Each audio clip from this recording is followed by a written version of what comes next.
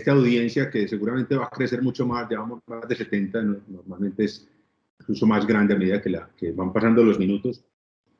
No hay nadie que no haya escuchado de ti y eso tiene que ver obviamente con muchas cosas, pero en el mundo en que nosotros nos movemos en la empresa de energía, en las empresas de energía o en el sector de energía, la relación con el medio ambiente es demasiado fuerte y tú eres un referente claramente en estos temas de biodiversidad y en los ecosistemas colombianos, un absoluto especialista, alguien que es referencia obligada para cualquiera de estos asuntos.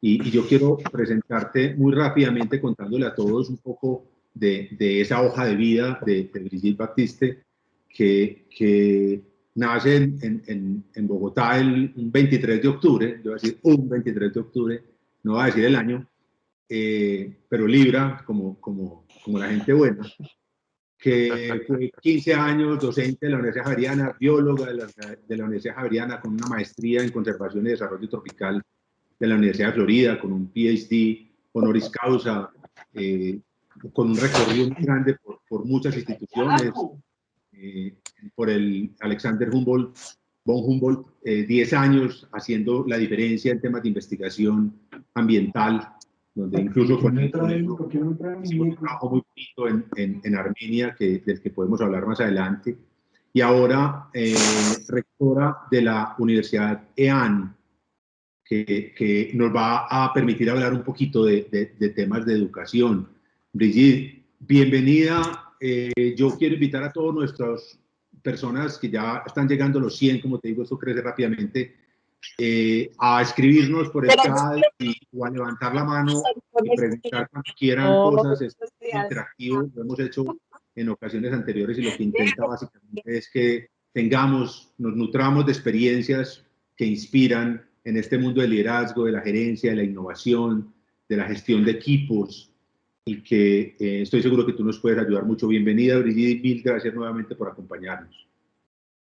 Gracias, Freddy, por esas palabras además tan generosas para conmigo y pues obviamente con la mejor de las, como decía, de las energías para esta conversación, sobre todo porque sí creo que el trabajo que hacen ustedes y que han hecho históricamente ha sido cada vez más interesante y respetuoso con los temas ambientales y que obviamente en la gestión de la energía y la transmisión de la energía radica gran parte de las perspectivas de sostenibilidad para el mundo del futuro. Entonces, eso es algo que seguramente surgirá en la conversación, pero aquí con la mejor disposición. Bueno, a mí ya me empezaron a llegar aquí preguntas en el chat. Yo le voy a invitar a las personas que levanten la mano y las hagan. Obviamente la gente tiene muchas inquietudes y muchas cosas que quieren saber de ti. Yo algunas las voy a simplemente releer y en otras de verdad les invito a todos a que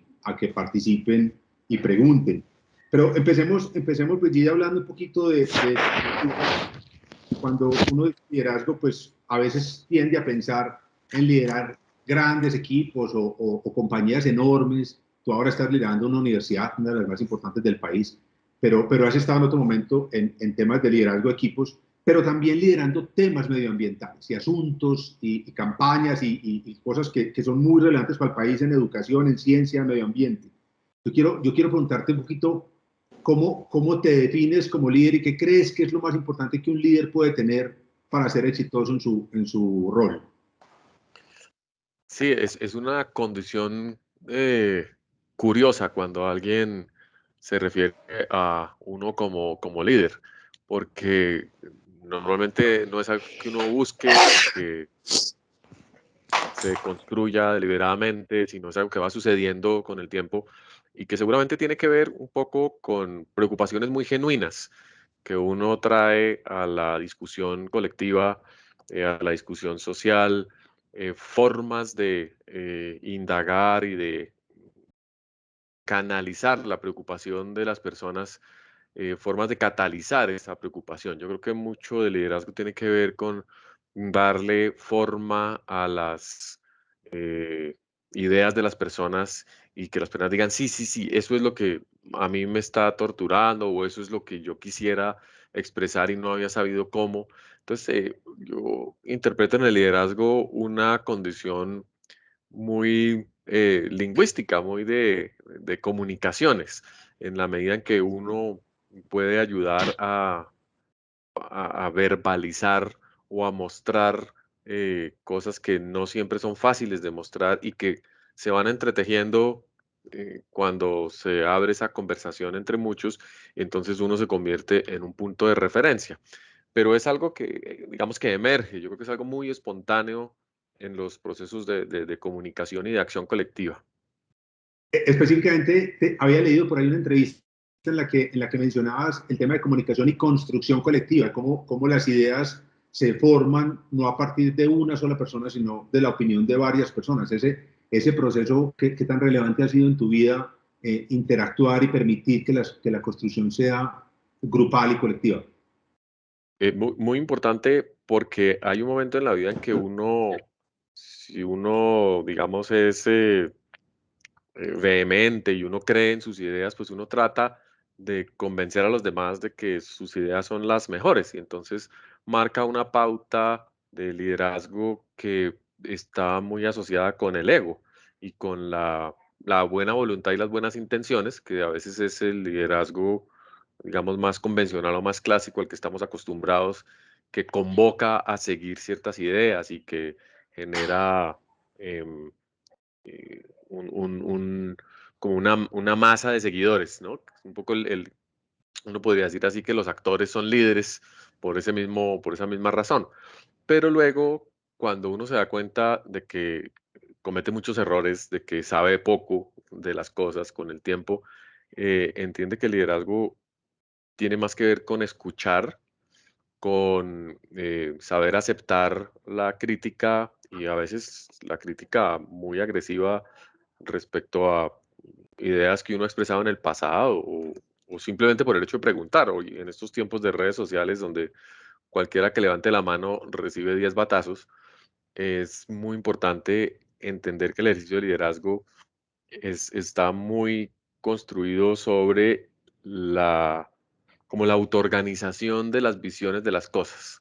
Yo he estudiado muchos sistemas, en ecología uno estudia muchos sistemas y cómo aparecen las ideas en la historia, cómo aparecen las especies en la evolución, cómo aparecen las instituciones en la política, y se da cuenta de que raras veces la historia está en manos de personas individuales que descubren el camino, sino lo que sucede es que ha habido una convergencia de conversaciones, ha habido una construcción colectiva de la cual algunas personas pueden dar razón porque han estado más involucradas o porque tienen particulares talentos para hacerlo. Entonces, yo creo que el liderazgo hoy en día tiene mucho que ver con escuchar muchísimo y encontrar aquellos puntos de donde se pueden apalancar las conexiones. Entonces, ya estoy tratando de entender qué me dices tú y eso podría tener algo que ver con lo que me dicen por este lado. Los invito a que conversemos y creemos un ámbito un poquito más extenso y así poco a poco ir añadiendo Y en, esferas de interés. y en ese proceso, ¿qué importancia le das a la construcción del equipo? Porque una cosa es, obviamente, la construcción colectiva de ideas masivas y Ah, cuando sí, sí, quieres sí. mover algo a nivel nacional, pero a nivel organizacional, ¿qué es tu apoyo para lograr las cosas en el fútbol o en la universidad o en cualquier otro rol que hayas tenido? Ese equipo que tienes a tu alrededor, ¿qué papel juega? ¿Qué tan importante es y cómo ves la construcción de ese equipo? Es definitivo, el equipo es definitivo porque ya, digamos, una cosa es el liderazgo simbólico, o el liderazgo moral, digamos, o la autoridad que da el manejo de un discurso, y otra cosa es el liderazgo transformativo, cuando ya las ideas y las cosas que se están produciendo, pues deben ayudar a que pasen cosas, que es lo que todos esperamos, que las ideas se conviertan en procesos que nos ayuden a mejorar el bienestar. Entonces, ahí sí necesita uno eh, escoger o invitar a personas con talentos complementarios que sean capaces de convertir todos esos discursos, todas esas ideas que van apareciendo en propuestas concretas, porque si no es muy frustrante. Hay liderazgos que se convierten básicamente en una lista permanente de frustraciones que pueden, pues, ser muy heroicas o pueden ser muy interesantes desde el punto de vista del arte, pero que no conllevan a resultados concretos. Y en un mundo que tiene problemas materiales y reales, no basta con la inspiración. Necesitamos gente que sea capaz de decir, bueno, lo que usted está diciendo, lo que ustedes están sugiriendo es que necesitamos hacer tal y tal cosa. Entonces, el talento de las personas hay que combinarlo, y yo creo que eso es una habilidad casi que también muy particular, de saber cómo constituye uno sus equipos de trabajo y cómo uno además elige personas mejores que uno. Siempre eso es una de tal vez de los requisitos que yo diría que tiene que tener un equipo, porque uno no es bueno a duras penas, uno es medianamente competente en un par de cosas. Entonces uno necesita escoger gente que sea muy buena en sus temas y mejor que uno, porque uno no puede pretender decirle a las personas cómo operar. Y me imagino que en ingeniería eso es pan de todos los días. Me encanta Brigitte, porque en las conversaciones anteriores que hemos tenido en estas sesiones de liderazgo que inspira o experiencias que inspiran, todos los invitados han coincidido en eso. O sea, los equipos Okay. normalmente saben más de los temas que uno. Pero entonces, eso me lleva a una pregunta. Hace un momento mencionaste que uno se equivoca, que uno no sabe de todo, que uno tiene que escuchar y aprender. Pero ¿cuál es tu visión sobre la tolerancia al error? O sea, porque obviamente los equipos también se equivocan, no solo uno que no sabe de muchas cosas, sino que el equipo también. ¿Cómo es tu lectura sobre cómo manejar los errores en esos equipos y cómo crecer con ellos o cómo aprender o qué tan tolerante te sientes con respecto a los errores que el equipo puede cometer? Es muy importante saber discriminar los errores que se producen por el ego y porque eh, tenemos que imponer nuestra visión al respecto de algo, o porque estamos compitiendo, porque queremos ser reconocidos por nuestra capacidad o nuestro talento. Y dependiendo de con quién esté hablando uno, ese riesgo puede ser más alto que con otras personas. Hay personas que no son muy vocales y que les cuesta trabajo hacer propuestas, pero normalmente sus propuestas, cuando surgen y realmente llegan a la mesa, por lo menos están limpias de ese sesgo o de ese riesgo de que estén construidas sobre el el autobombo. Entonces, en los equipos es muy importante construir la confianza para que todo el mundo tenga la capacidad de proponer sin ese sesgo y sin que aparezca la preeminencia por alguna condición, porque yo tengo un apellido más importante, porque soy parte de una familia o soy de mejor familia, porque vengo de una universidad más prestigiosa o por cualquier cosa, sino que todos tengamos esa capacidad. Y luego tener claridad de cuáles serían las consecuencias de los errores. Si nos equivocamos acá, sabemos que va a haber unas consecuencias, entonces como uno también puede discutir sobre el riesgo, sobre los caminos alternativos, y si esto no nos funciona, entonces cuáles son las opciones, porque colectivamente siempre tenemos que actuar y no podemos quedarnos, en el caso de un error que se comete siempre, con las manos cruzadas. Por supuesto que hay errores más graves que otros, eh, pero las responsabilidades tienen que estar incluso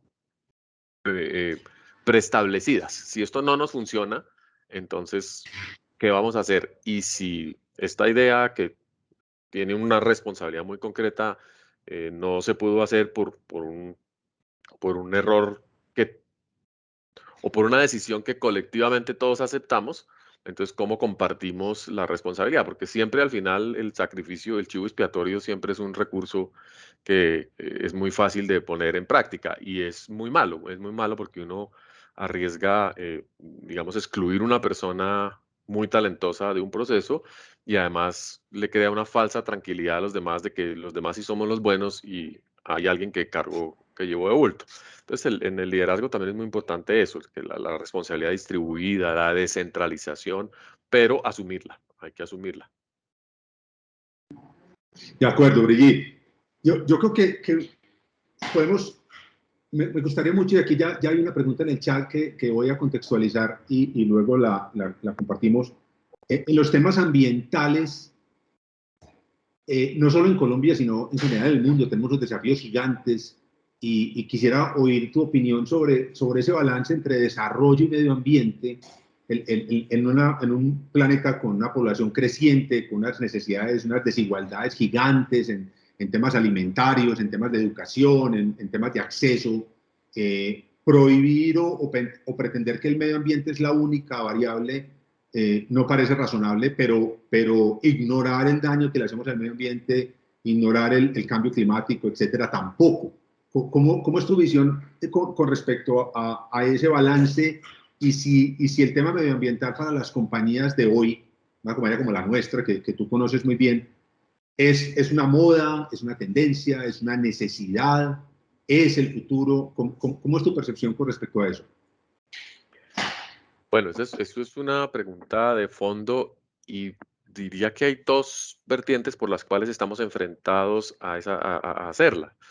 Una, porque nunca la humanidad había, digamos, experimentado niveles de bienestar tan altos como los que tenemos hoy en día, al menos bajo nuestros estándares occidentales. Es compleja esa discusión acerca, digamos, de los niveles de satisfacción de las necesidades básicas en un mundo que tiene una diversidad tan grande.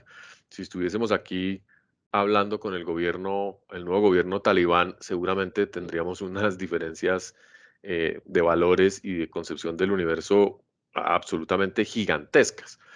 Pero, digamos, en general, bajo la perspectiva de la evolución de la mayoría de las sociedades, hoy en día tenemos mejor nutrición, mejor acceso a la salud, más capacidades para expresar nuestras ideas y opiniones y participar significativamente en las decisiones. Es decir, yo creo que, como dice Yuval Harari, el mundo sí es un mejor lugar ahora que hace 100 o 500 años.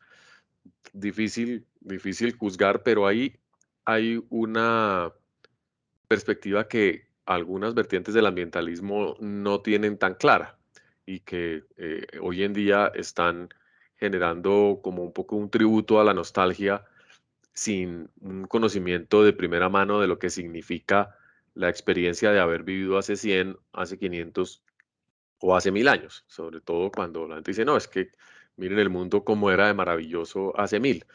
Sí, pero maravilloso en qué sentido y cómo y de dónde sacas la idea. Dices, no, pues es que hay que convertirse en otra persona para estar satisfechos en ese momento de la historia. Pero bueno, lo otro es el tema de que ese nivel de bienestar sí se ha construido sobre una distribución muy inequitativa tanto de los riesgos como de los beneficios que se han obtenido. Y que la perspectiva distributiva, que siempre era la expectativa a principios del siglo XX, de los, digamos, de las cosas buenas del desarrollo, pues está un poco en entredicho en la medida en que ha sido el, estos beneficios han sido capturados por unas pocas personas o unas pocas grandes corporaciones, compañías, y eso hace que al ciudadano común le parezca espeluznante que exista un Bill Gates o que exista los megamillonarios del mundo, y también sin saber mucho qué significa esa condición, ¿no? Y de dónde y cómo se ha construido. Pero lo cierto es que sí, y aquí en Colombia lo experimentamos y la gente está muy molesta porque dice, a mí me prometieron que iba a tener educación, salud, empleo, una cantidad de cosas, y ahora no los tengo. Y además me han dicho que el bienestar que aparentemente me dicen que estoy gozando es la culpa de la destrucción del mundo. Entonces ahí hay muchas contradicciones que el ciudadano tiene que resolver y no necesariamente tiene la información para hacerlo. Y yo creo que ese es uno de los retos y más adelante seguramente hablaremos de educación que tenemos las universidades, cómo entender los contextos ambientales en los cuales estamos viviendo en este momento particular de la historia. Y ahí es donde aparecen las empresas y empresas que proveedoras de el fundamento de cualquier proceso industrial, de cualquier proceso productivo, las empresas que generan o transmiten energía. Así que Total. para completar Y ahí la me pregunta, has entrado, sí, no, me has entrado a un tema que obviamente para nosotros es fundamental y es el rol de la energía en eso y las contradicciones que ese papel que va a jugar la energía tiene con respecto al medio ambiente y cómo lo equilibramos. Y específicamente en el caso nuestro, que tenemos participación en empresas generadoras, participación en empresas distribuidoras y en el medio, en empresas que llevan la energía de esos centros de generación a los centros de consumo. En cada uno de esos extremos tenemos, o de esos puntos tenemos desafíos diferentes. En el mundo de la generación, Colombia pues tiene una matriz, digamos, energética relativamente limpia, más del 70% es limpio, pero hay un desafío de llegar a las energías no convencionales, el viento, el sol, lo térmico, lo marino, etcétera.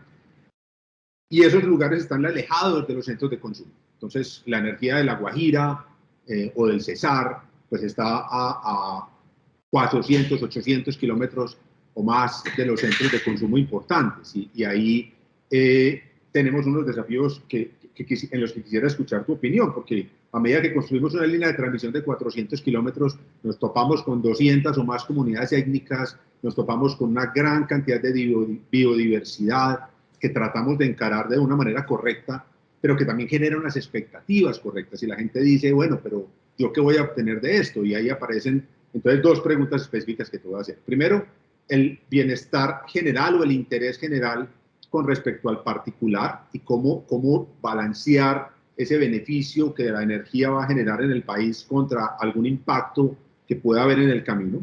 Y el segundo es cómo manejar esos corredores para que dejen de ser aparentemente un impacto ambiental negativo y se conviertan como corredor protegido. Y tú ya tienes la experiencia de lo que hicimos en Armenia y lo que podríamos hacer en los demás proyectos que veníamos trabajando con el Humboldt hasta tu paso a la universidad, para que esos corredores se conviertan en elementos de desarrollo ambientalmente sostenible. Me gustaría mucho entender tu visión de eso.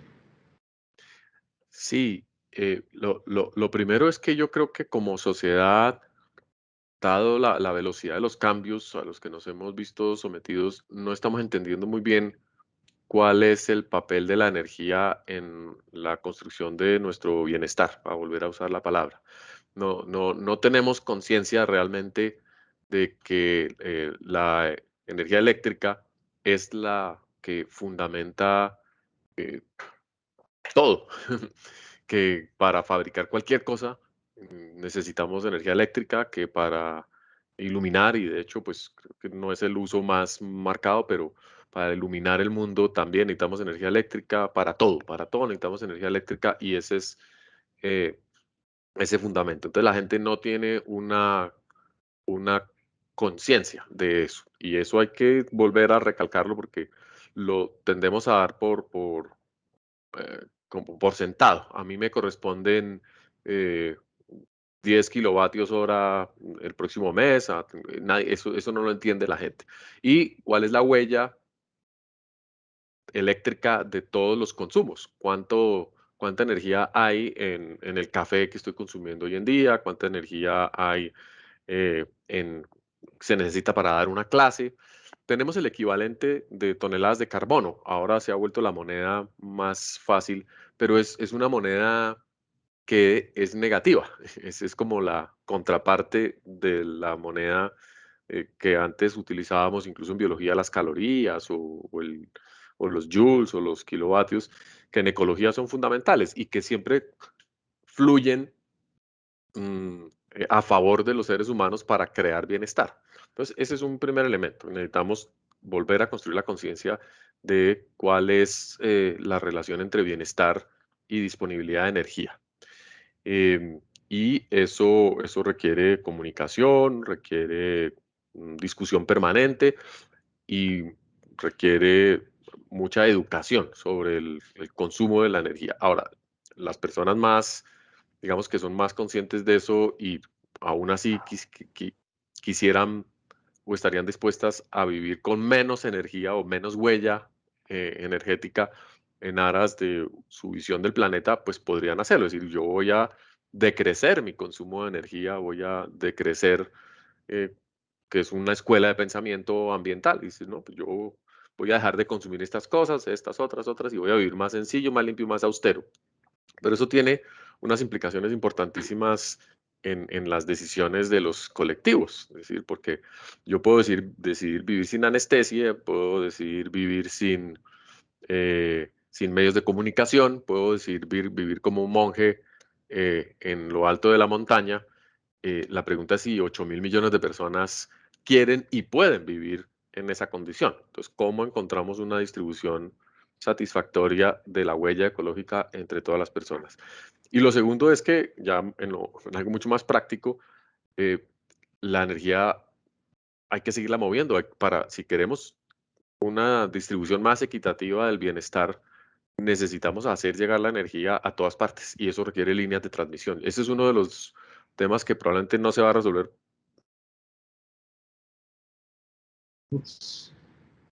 Parece que tuvimos un problema aquí con el internet de Brigitte. Hace un minuto habíamos un problema con el internet mío. Yo me disculpo porque por aquí me están regañando en el chat que porque parecía distraído, pero realmente es que el internet mío también estaba fallando y tuve que correrme hacia el router que está aquí más cerca. Por eso apagué la cámara unos segundos, pero esperemos un minuto a ver si logramos. Ya está ingresando, Fred. Aquí volví. Ok, hola. Estaba explicando que yo también tuve un problema con el internet y ya había apagado mi cámara hace un minuto también para correrme hacia el router. Pero bueno, adelante. El electromagnetismo malvado que tienen las líneas de transmisión. Esa parte la borramos de la grabación, por favor. Sí. No. Entonces aparece el dilema de o la transmisión persistente y constante de la energía y la distribución en toda la sociedad o su almacenamiento en baterías. En ambos casos tenemos impactos. Creo yo que el tema de las baterías en este momento hemos subestimado los impactos que tiene la producción de energía que se almacena en baterías, sobre todo por los efectos en los paisajes mineros. A Bolivia le va a caer gran parte, por ejemplo, de la huella ecológica del litio de las baterías. Y hemos sobreestimado el impacto de las líneas de transmisión. Realmente es curioso ver cuáles son los argumentos que hay en contra de las líneas de transmisión, porque ninguno es realmente científicamente robusto. Sí, hay unos argumentos estéticos muy marcados y yo puedo entenderlos. Las líneas de transmisión a algunos nos parecen feas, nos parecen inadecuadas, nos parecen, sí, o amenazantes. A mí me parece, lo que pasa es que son portentosas y me abruman un poco, pero de allá a pensar que representan un peligro ambiental a fondo, pues no coincido con las personas que usan ese argumento. Así que creo que hemos ido aprendiendo y mucho bajo el liderazgo de ustedes, cómo hacer mejores líneas de transmisión, poco a poco, cómo irlas convirtiendo en oportunidades de conectividad, no solamente de energía, sino ecológica. Y pues yo diría que el único argumento que a veces hay que considerar con cuidado es si la línea de transmisión requiere pasar por el centro de mi casa. Y ahí pasa lo mismo que con la mina o que con cualquier otro recurso, que siempre tenemos la opción o siempre apelamos a la opción de not in my backyard. Yo quiero todos los beneficios del desarrollo, pero cuando me toca, cuando me afectan a mí, ya no los quiero. Claro. Sí, sin duda ese es uno de los desafíos más grandes y la pregunta que hacía nuestro vicepresidente financiero ahí en el chat básicamente es, cuando vamos pasando y consultamos y miramos los impactos, muchas veces nos encontramos con expectativas que son inalcanzables con relación a la gente y a su impacto. Y obviamente hay ahí el trade-off nuevamente entre que es un proyecto de interés nacional que tiene un beneficio gigante, pero que tiene un impacto puntual a medida que pasa. Claramente el tema estético sigue siendo un desafío para nosotros. El tema es que enterrarlo cuesta entre 10 y 12 veces más. Entonces todo termina reflejándose en la tarifa y al final es un círculo que terminaríamos pagando todos. Pero por ahora esa percepción de la gente de su impacto y la expectativa de remuneración muchas veces sobrepasa lo racional. Y ahí el vicepresidente financiero nuestro pregunta, bueno, ¿cuál es tu opinión en esa expectativa desbordada de la gente en algunos momentos y obviamente basada en su temor también sobredimensionado del impacto que tiene una torre de transmisión con relación a la necesidad de que prevalezca el interés general? Claro, lo que pasa es que en un país donde hay tantas condiciones particulares de las comunidades y donde hay tanta inequidad, si aparece una torre, pues qué maravilla poder cobrarle toda la deuda histórica que tiene el Estado con el bienestar de esa comunidad y decir, ah, no, pues es que nosotros nos faltan las vías terciarias, nos falta el puesto de salud, nos faltan las escuelas, nos faltan becas para la universidad y aquí apareció este mango bajito al que vamos a tratar de, pues, de sacarle la tajada más grande. Es un poco una lógica de los cazadores en el Amazonas, de los cazadores indígenas, y dicen, pues si aparece una danta, nos la comemos completa y ya veremos qué aparece después. Entonces, cuando aparece una torre, pues nos la comemos completa. Y resulta que no podemos funcionar así, porque funcionamos en una sociedad compleja en la cual lo que se supone es que es el Estado el que debe equilibrar las cargas y debe mejorar la participación de todas las personas en los, digamos, en los logros del desarrollo. Y cuando eso no sucede, entonces empezamos a tener estos problemas de resistencias locales, no solo ante la transmisión de energía, sino ante un pozo petrolero, ante una mina de, de de cualquier tipo, en general ante cualquier cosa. Yo he visto comunidades manifestándose contra la construcción de acueductos. Y uno dice, pero pues, lo básico sería estar de acuerdo y la gente dice, no, porque es que es nuestra agua y nosotros no vamos a permitir que haya una apropiación de esa agua que esté por fuera de los límites de nuestra comunidad. Y eso, insisto, tiene que ver con un problema de gobernanza, un problema de un Estado que no ha logrado construir legitimidad suficiente y entonces hay procesos, digamos, nacionales de los que todo el mundo está desconfiando en este momento porque no parecen estar contribuyendo al bienestar local. Esa es una de las cosas que vamos a tener que resolver muy rápidamente, o si no, muchos de los logros que hemos alcanzado van a verse amenazados. Incluso la Sin duda. distribución de energía. Mencionabas una cosa de y eso me va a pie para... Voy a juntar dos preguntas que tengo por aquí en el chat que me parecen interesantes en una sola y te voy a pedir una respuesta concreta para que nos podamos meter en los otros temas. Y es el tema de institucionalidad y de gobernabilidad. Y me dicen, por un lado me dicen, bueno, las corporaciones autónomas regionales intentan descentralizar la gestión ambiental, pero al mismo tiempo generan una descoordinación en el sistema y no siempre alineación con los intereses nacionales y las políticas nacionales.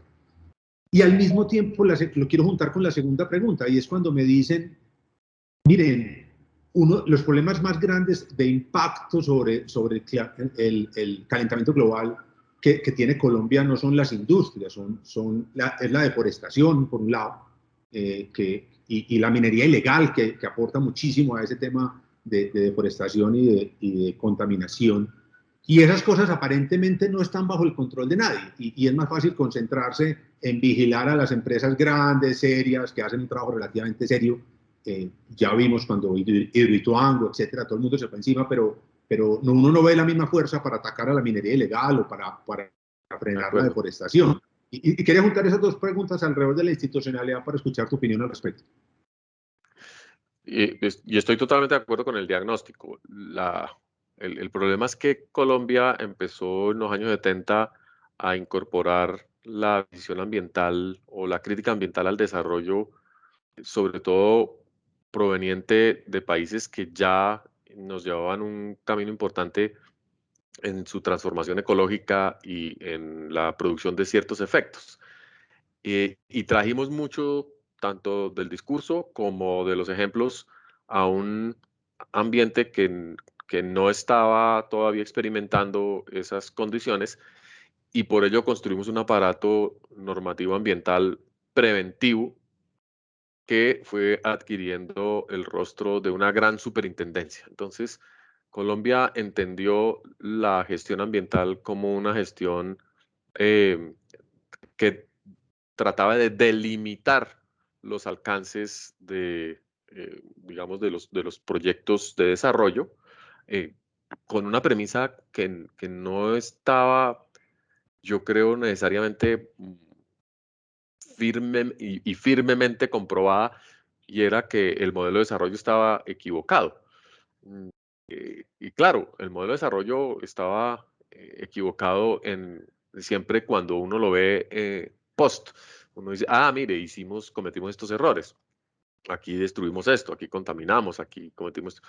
Pero en la Colombia de los 70 y de los 80, lo que estábamos tratando era de construir bienestar, de transformar los ecosistemas para darle garantías a la gente de salud, comida, y eh, nos cayó una especie de como de advertencia gigantesca que, obviamente bien intencionada, trataba de decir pilas con los errores que cometieron estos países o estas otras sociedades, pero nosotros no construimos una política ambiental equilibrada, y por eso entonces el Estado siguió trabajando en la formalización de ciertas fuerzas y el resto de la sociedad se despelotó, y tenemos un problema gravísimo con la minería informal, con la urbanización informal, con la producción ilegal de alimentos, medicinas, en fin, la informalidad como algo inatajable, y mientras tanto toda la normatividad ambiental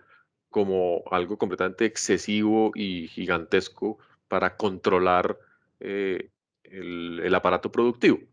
Entonces yo creo que hay una distorsión muy grande de lo que significa la gestión ambiental, y las corporaciones autónomas dan buena fe de ello.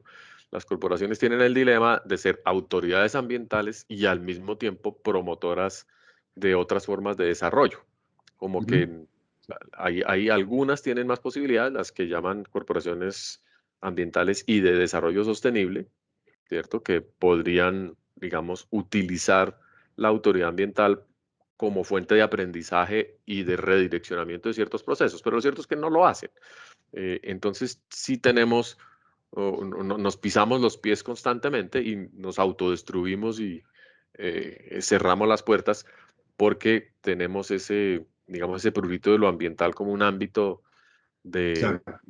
superregulación. Y con el cambio climático encima y la destrucción de la biodiversidad eh, como unos mensajes genéricos, pues nuevamente recae sobre lo formal la posibilidad de asumir responsabilidades, porque pues lo informal, nuevamente, ¿cómo lo compromete a uno? ¿Cómo actúa uno sobre lo informal? Entonces yo creo que, y hablábamos hace unos días con Camacol, por ejemplo, sobre lo indispensable que era formalizar al máximo la construcción de ciudades y la construcción de hábitat humano, y también con la Agencia Nacional Minera, formalizar al máximo la producción minera. Y eso no quiere decir arrasar con la diversidad cultural, ni arrasar con las comunidades locales, ni meter a todo el mundo en el mismo tipo de, digamos, de capitalismo liberal al que le temen muchas personas. No, es crear condiciones para que todos seamos corresponsables. De acuerdo. Bueno, te voy a contar que ya tenemos más de 200 personas y tengo que confesarte que es la vez de todas las conversaciones que hemos tenido de este tipo donde más inquietudes se generan y más personas Qué participando. bueno. Tengo el chat lleno de preguntas, el mío aquí es de mi WhatsApp, más el chat de la reunión, preguntas desde la energía nuclear en fin, o sea, hay mil cosas que quisieran las personas saber y creo que vamos a dedicar otro espacio que no sea este para aprovechar un poquito tu Pues capacidad de estupendo. Muchas motivar a la gracias gente con a todos puntos. por su Pero generosidad. yo quisiera preguntarte un poquito, Brigitte, saltándome al tema de la educación, en este ambiente y juntándolo con lo que acabamos de hablar. En este ambiente, bueno, se juntan muchas cosas. Primero, una conciencia ambiental mucho mayor, una conciencia sobre el cambio climático y nuestra responsabilidad con el medio ambiente que la acabamos de comentar. Se junta con una cosa que hoy es una realidad de la que se viene hablando desde los 90, ese tema del VUCA, del ambiente en el que nos movemos. VUCA, para quienes no sepan, en la sigla en inglés, viene de volatilidad, incertidumbre, complejidad, ambigüedad, en la que las empresas se mueven, y que a eso le sumas unas generaciones más nuevas de millennials, que tenemos bastantes en esta empresa, de post-millennials, centennials, en fin, con una visión de la vida muy distinta, mucho más consciente de muchas cosas. Pero todo esto es para decirte, en el medio de todo eso, ¿qué rol sientes que juega la educación en lo que se nos viene hacia adelante? ¿Cómo mezclamos toda esa realidad del entorno, de las nuevas generaciones, de las redes sociales, de la conciencia ambiental, con el rol que cumple la educación de nuestras nuevas generaciones? Es fundamental y de hecho es una de las razones por las que pasé del Instituto Humboldt a la universidad. Yo creo que necesitamos repensar la forma en que interpretamos eh, el ambiente, en que interpretamos nuestra posición en el concierto de las instituciones y de las decisiones que hacen que el mundo se transforme o vaya en un sentido o en otro. Es decir, en la educación es donde podemos crear una conciencia profunda de los efectos históricos de la acción humana y reinterpretar todo para revertir las cosas que estén mal hechas, para cambiar de rumbo en las cosas que se requiera, para innovar y realmente empezar a construir una civilización global sostenible.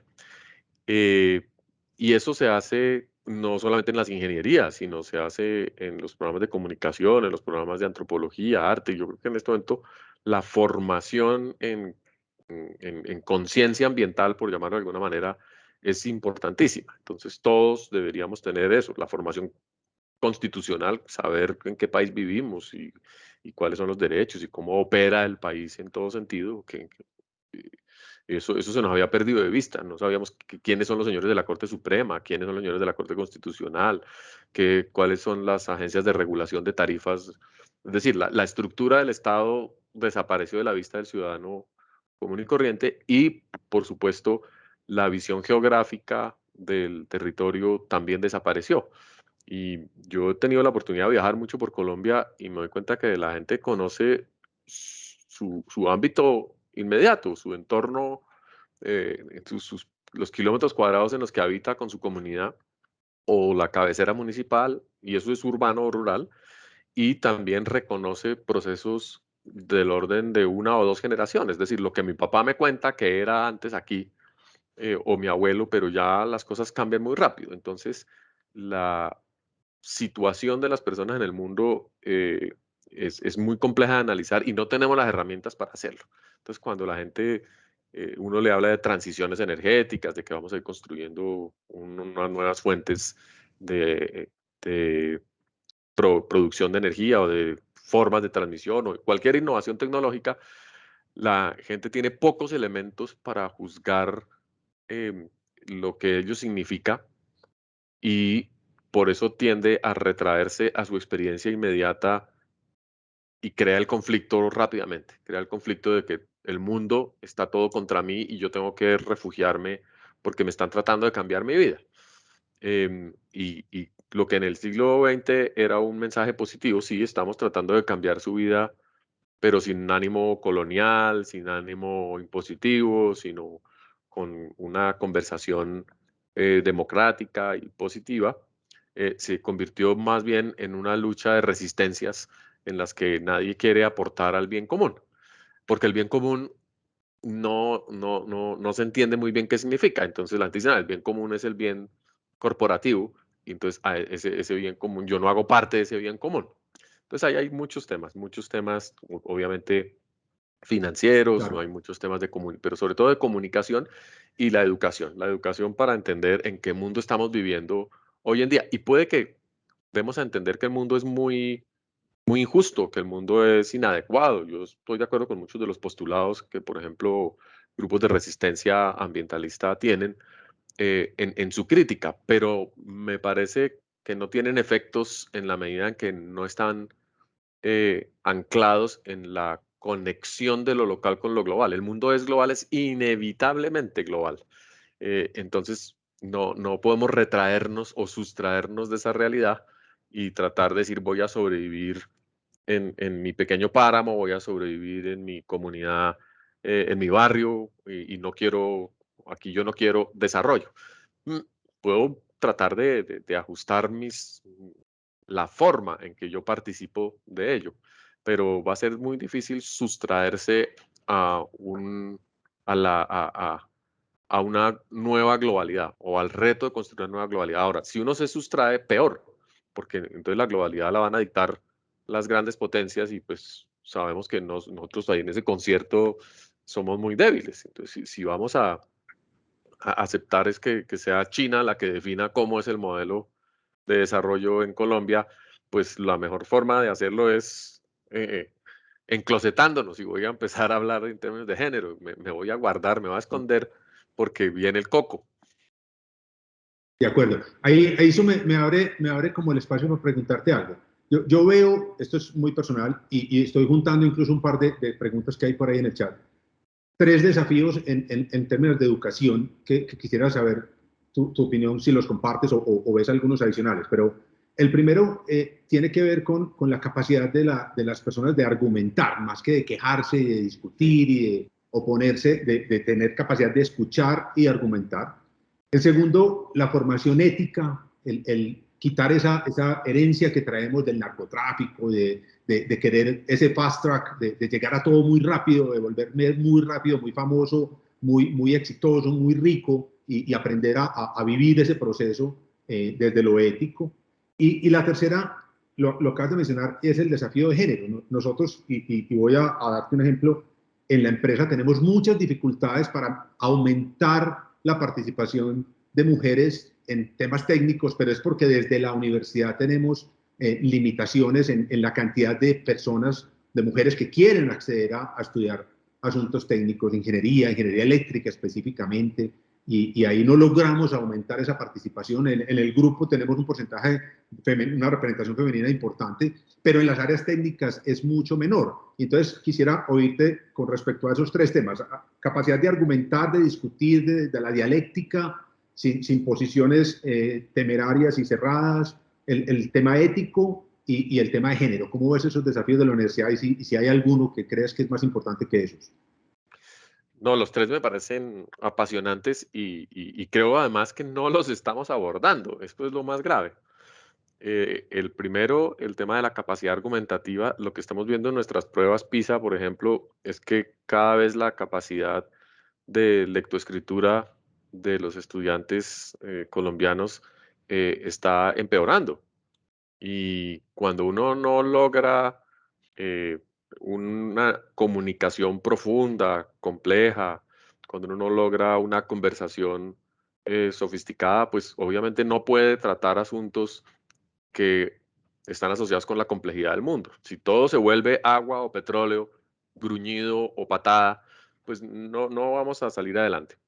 Entonces, las competencias en lectoescritura o incluso como los griegos hacían en la capacidad discursiva, las artes narrativas, la literatura, todo eso es fundamental y eso hay que recuperarlo a toda costa desde la educación básica incluso, esa capacidad, digamos, de pensamiento lógico.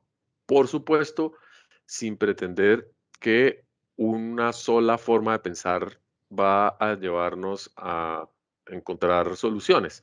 El racionalismo positivo occidental tiene dos o tres vertientes muy marcadas para entender el mundo, la modernidad y el pensamiento ilustrado y positivista propio de la ciencia son una de esas vertientes, pero pues en Colombia tenemos 100 grupos indígenas que tienen visiones del cosmos completamente distintas. Yo trabajo mucho, por ejemplo, con los pueblos del Putumayo, con los pueblos yaceros, los pueblos de la ayahuasca, y es obvio que allá hay una epistemología distinta, un entendimiento del mundo muy diferente y muy interesante, que no necesariamente entra en contradicción, pero que requiere otro nivel de conversaciones distintas para no convertirse en un enfrentamiento a ver quién tiene la razón sobre qué mundo es mejor. Y eso es complicado. Y vuelvo al ejemplo de los talibán, pues yo no comparto para nada su visión del mundo, pero lo cierto es que es una visión del mundo y que en este momento es compartida por millones de personas, al punto de que pues es una nación. Eh, entonces, ¿cómo conversamos entre epistemologías? Y ese es un reto de las universidades tremendas, porque las universidades, nos, las occidentales, tendemos a ser muy parecidas las unas con las otras y compartimos una visión del mundo que no es la misma que, por ejemplo, las universidades que uno conoce por ejemplo, están en Vietnam, en las universidades taoístas o las universidades sintoístas, otras tradiciones de pensamiento y la Universidad Islámica, por ejemplo, son cosas muy, muy distintas. Entonces, eso hay que entenderlo y hay que trabajarlo a fondo en un mundo donde eso puede ser una fuente de riesgo tremenda. Y eso se conecta con el tema de la ética. Más que Colombia, siendo un país tan rico en todo sentido, la gente desde desde tiempos del Dorado adquirió como ese mandato o esa opción de enguacarse. Y eso nos tiene, qué pena la palabra, nos tiene jodidos. Todos queremos enguacarnos, queremos encontrar la esmeralda más grande, el pedazo de oro, encontrar donde yo me voy a hacer rico fácil. Y preferimos jugarle a ese casino que el tema del trabajo cotidiano y juicioso. La cultura mafiosa, y lo ha explicado muy bien el profesor Garay, viene de esa mentalidad en la cual es mejor cortar camino para tratar de disfrutar el bienestar, que de otra forma va a ser complicado. Entonces sí, hay que construir una ética distinta en la cual no estamos jugando a la lotería. Y el problema contemporáneo que más nos va a ayudar a entender eso es que nos estamos ganando la lotería que no queríamos, que era la lotería de la pandemia, que era la lotería del cambio climático, la del huracán. Y mire, es decir, cuando uno piensa en que uno está, si uno acepta que esa es digamos, la lógica del mundo, me voy a ganar la lotería, uno siempre quiere ganarse, son los 1.000 millones de pesos, no se quiere ganar el huracán. Entonces uno tendría que tomar decisiones de no jugar a ninguna de las dos loterías. Lo que pasa es que con el cambio climático parece que se nos está haciendo un poco tarde y ya escogimos la ruleta que no era, entrar al casino que no era. Y ese es un libro. Y el tercer tema es tal vez en donde estamos interviniendo más, y es mejorar, digamos, la participación de la mujer en las carreras STEM, mejorar oportunidades, becar mujeres y atraerlas hacia esos espacios, sobre todo cuando lo pensaron alguna vez y por razones de discriminación no pudieron hacerlo. Y eso va incluso atrás, va al colegio, las niñas que no pudieron desarrollar su talento matemático, su talento creativo, porque por ser niñas, pues ni en la familia o en la comunidad o en el colegio les sembraron esa semilla o les permitieron ser, que es un tema complicado, porque ese es el tema de género en toda su expresión. Cómo construimos los roles de género, los estereotipos de género y cómo los convertimos en unos espacios aislados donde los efectos son muy malos, no solamente para las personas, sino para la sociedad en general, porque necesitamos el talento de las mujeres, necesitamos la visión particular de las mujeres en la construcción de tecnología, en la construcción de instituciones, en todas partes. Absolutamente. Ese último comentario, y nos quedan unos pocos minutos para no abusar de tu tiempo, pero yo estoy seguro que los que nos están oyendo no me perdonarían si no te pregunto un poco desde tu experiencia en el tema de género. Y obviamente tienes un recorrido muy importante. Entiendo que más o menos a los 35 años decidiste expresar y hacer pública una visión de la vida que seguramente en ese momento no era tan popular ni tan aceptable.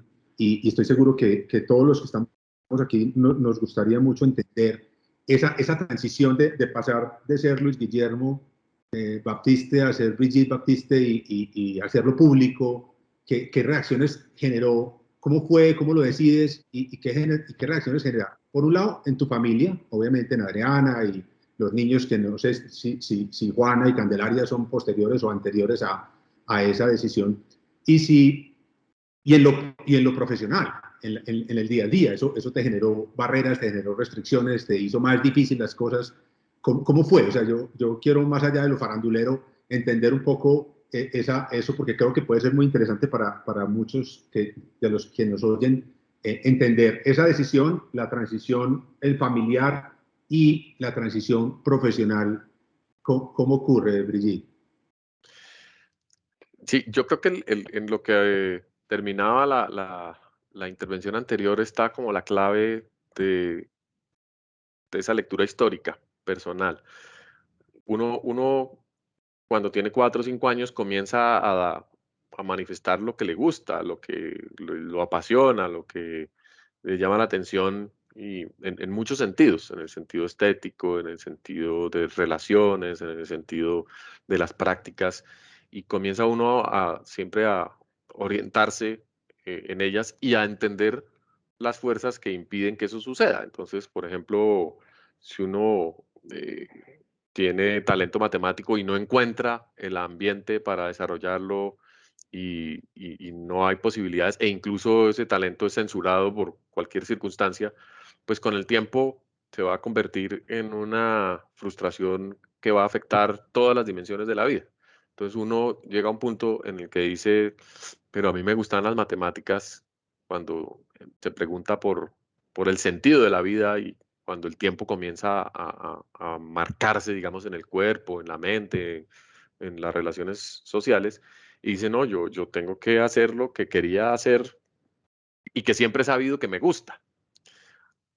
Eso en algunas personas puede tardar más en expresarse, en manifestarse, pero yo creo que todos estamos y todas estamos abocadas a esa decisión en algún momento.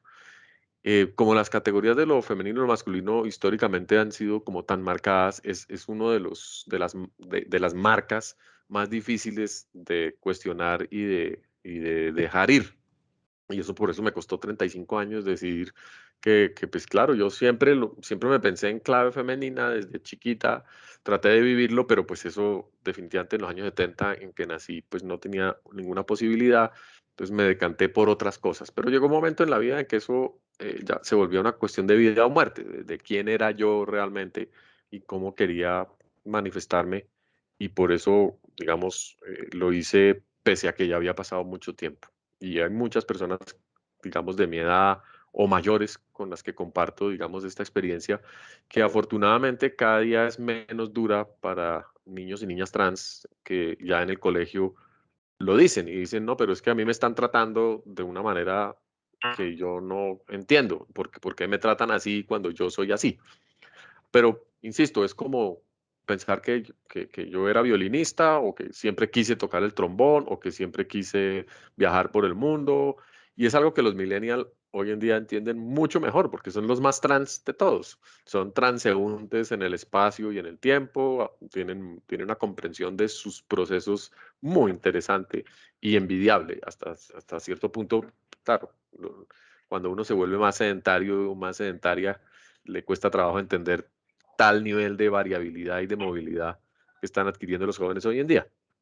Pero entonces mi perspectiva familiar y mi perspectiva en el trabajo eh, se sustentó en ese proceso, y fue cuando yo decidí quién era, cuando yo acepté quién era y empecé a reconstruirme como Brigitte, que encontré la relación que tengo con mi esposa actual, con Adriana, que nacieron mis hijas, que como que se reorganizó todo, como que todo volvió a acomodarse gracias a que yo asumí abiertamente quién era. Y eso es muy diciente y para todos y todas digamos, siempre tal vez el único consejo que me atrevo a dar siempre es tratar de ser uno mismo, porque cuando uno es genuino, como empezamos a hablar con el tema del liderazgo, es cuando aparecen las relaciones significativas, cuando aparecen las respuestas profundas al menos las preguntas más profundas. Mientras uno esté embolatada en eso, eh, todo lo demás va a ser un poquito postizo, todo va a ser un poquito superfluo, todo va a ser un poquito insatisfactorio y por eso creo que con el tiempo y con la edad todas las cosas son más chéveres. Y esa es mi experiencia en este momento que cumplo casi 60 años. Nunca me he sentido tan bien ni he estado tan feliz en mi condición, sabiendo pues que es única y no pretendo compararla con la de nadie. Pero pues mis hijas ya tienen casi 20 años, 18 años, están iniciando sus estudios, sus vidas vocacionales, su trabajo y nosotras enfrentadas como todo el mundo a las decisiones que conlleva el retiro, la jubilación o el cambio de momento biológico.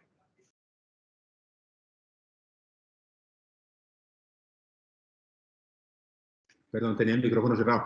¿Profesionalmente te representó algún obstáculo, alguna barrera que tuviste que vencer? No, para nada, porque como he dicho siempre, a los 35 años que dejé fluir a algo? ¿Una Brigitte, galleta? ya, uy, sí, galleta, sí, ya era, ya era profesional, ya tenía mi maestría, ya tenía una experiencia y una red, digamos, de contactos y amistades suficientemente sólida y fue gracias a esa red que yo sentí la confianza también y la posibilidad de salir adelante. Eso hoy en día es algo muy afortunado porque si no es por los demás, si no es por la solidaridad, el cariño, el afecto de las personas, pues uno no logra enfrentar la complejidad del presente.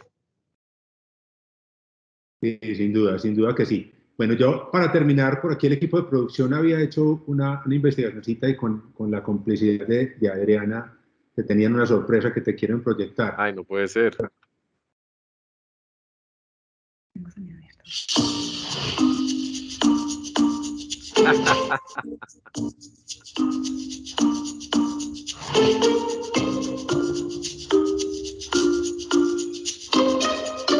No puedo creerlo.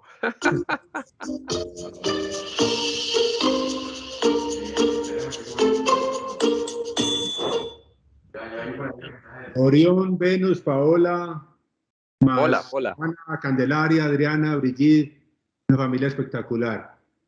Brigitte, yo quiero agradecerte muchísimo este tiempo. Estoy seguro que habría 1000 preguntas más. En el chat tengo más.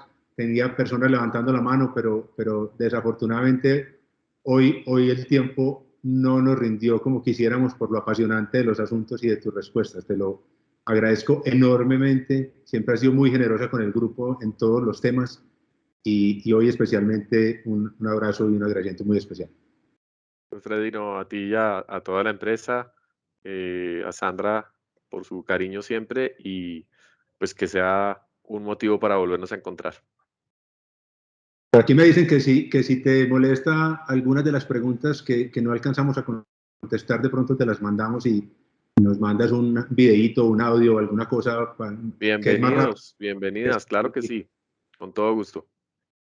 Muchas gracias, Sandra. Gracias por todo el montaje, por toda la producción y gracias a las más de 200 personas que estuvieron conectadas hoy con nosotros. Muchísimas gracias, Brigitte, desde la subestación El Tunal. Y muy pronto nos veremos, si Dios quiere, en la celebración de los 125 años, Brigitte, en el Julio Mario Santo Domingo, donde vamos a contar con tu presencia en aquel panel. Claro que sí, claro que sí. Bueno, 125 años ya, eso son palabras mayores. Bueno. Allá nos vemos. Todos invitados. Estén muy bien. Listo, pues. Chao. Muchas gracias, Brigitte. Chao, chao. Hasta luego a todos. Muchas gracias por su compañía. Nos veremos en las próximas experiencias que inspiran.